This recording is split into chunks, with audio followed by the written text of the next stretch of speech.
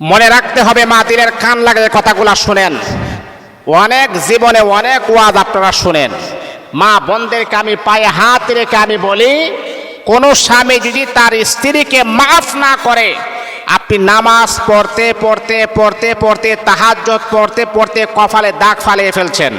আপনি রোজা রাখেন, আওয়াবিন ঠিক আছে, তাহাজ্জুদ ঠিক আছে, প্রত্যেক দিন আপনি কোরআন তেলাওয়াত ঠিক আছে, সব কিছু আপনার ঠিক আছে, কিন্তু আপনি যদি স্বামীকে কষ্ট দেন, ইবাদত করতে করতে যদি রাবিয়া বুসরি আপনি হয়ে যান, তারপর আপনার জন্য জাহান্নাম ওয়াজিব হয়ে যাবে।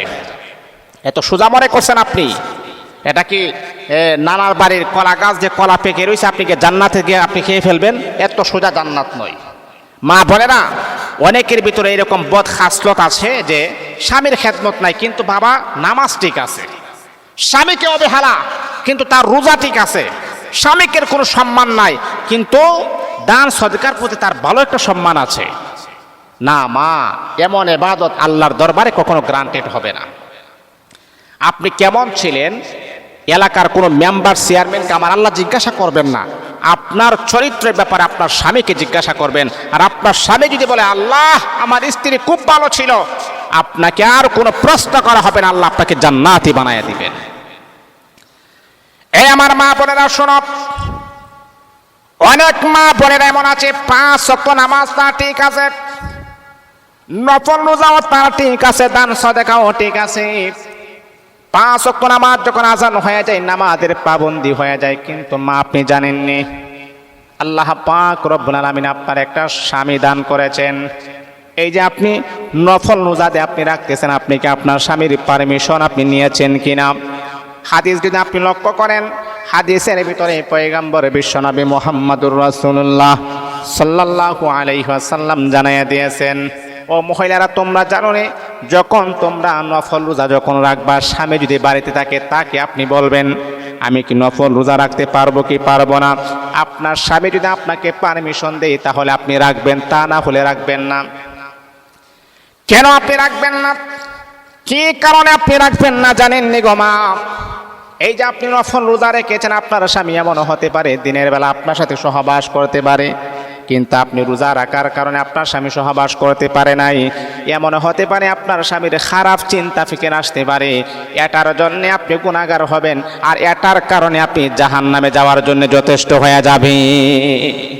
আপনার স্বামী বাড়িতে আছে, অথবা মনে করেন বিদেশ থেকে আসছে, বা এমন হতে পারে বা সফর থেকে আসছে, কিন্তু আপনার স্বামীর তো এখন চাহিদা আছে, আপনার সাথে ঘুমাতে পারে, থাকতে পারে, সহবাস করতে পারে, কিন্তু আপনি রোজা রাখছেন। হ্যাঁ, এটা তো আপনার স্বামীর পারমিশন নিয়ে সেই রোজাটা রাখতে হবে। 2 নাম্বার হলো আপনি নামাজ পড়েন কোনো অসুবিধা নাই, কোরআন তেলাওয়াত করেন কোনো অসুবিধা নাই, কিন্তু মা আপনি জানেননি স্বামীর মনে কষ্ট দিয়ে যদি আপনি নামাজের মুসল্লায় দাঁড়ান, কোরআন তেলাওয়াত করেন, সোনার মদিনায় হজ করেন, আপনি এমন কষ্ট দিয়েছেন, এমন ব্যথা দিয়েছেন, এই কষ্টটা আপনার স্বামী কখনোই বলতে পারে না। ও মা, আপনি মৃত্যুবরণ করেছেন কিন্তু স্বামী আপনার এই কষ্টটা বলতে পারে নাই।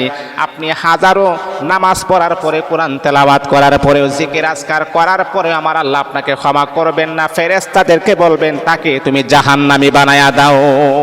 সে স্বামীর মনে কষ্ট দিয়েছে, ওই নারীর কোনো প্রয়োজন নেই, ইবাদতের কোনো প্রয়োজন নাই। আপনি সাতার ইবাদত করেন, এইরকম সাতার ইবাদতের কোনো প্রয়োজন নাই।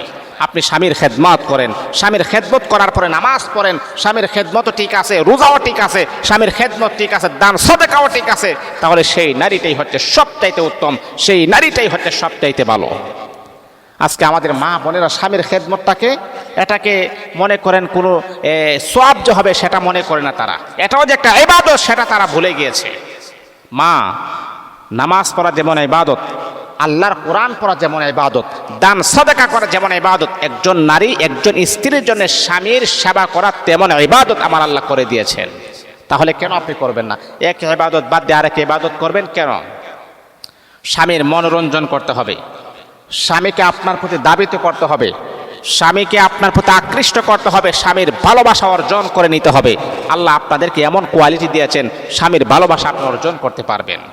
সারাদিন আপনার স্বামী হাড় ভাঙ্গা পরিশ্রম করে বাহিরে রৌদ্রকে রৌদ্র বলে না, গরমকে গরম বলে না, তাপকে তাপ বলে না, এমন পরিশ্রম করে আপনার কাছে আসছে, আর আপনি কি করলেন? মুখটাকে এইভাবে ব্যাখ্যা করে রাখছেন।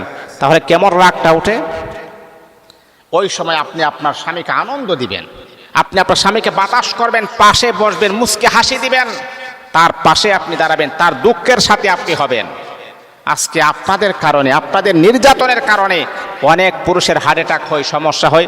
আপনাদের নির্যাতনের কারণে অনেক পুরুষে পরকীয়াতে আসক্ত হয়। যেই সময় আপনার স্বামী পরকীয়া করে তখন তো আপনি পাগল হয়ে যান, হুজুর আমার স্বামী তো পরকীয়া করে, এখন আমার কি করতে হবে? আরে কি সুন্দর কান্না! তাহলে আপনি পরকীয়া করার আগে আপনার স্বামীকে সেবা যত্ন নিলেন না, আপনার স্বামীকে ভালোবাসা দিলেন না। আপনার ভালোবাসার ঘাটতি থাকার কারণে আপনার স্বামী পরকীয়াতে আসক্ত হয়েছে। এই জন্য মা, সচেতন হয়ে যান, ভালোবাসা দেন, দুনিয়া তো শান্তি পাবেন, পরকালে আপনার জন্য মুক্তির ফায়সালা আমার আল্লাহ করে দিবেন। আল্লাহ আমাদের মা বোনদেরকে বোঝার, সবাইকে আমল করার জন্য তৌফিক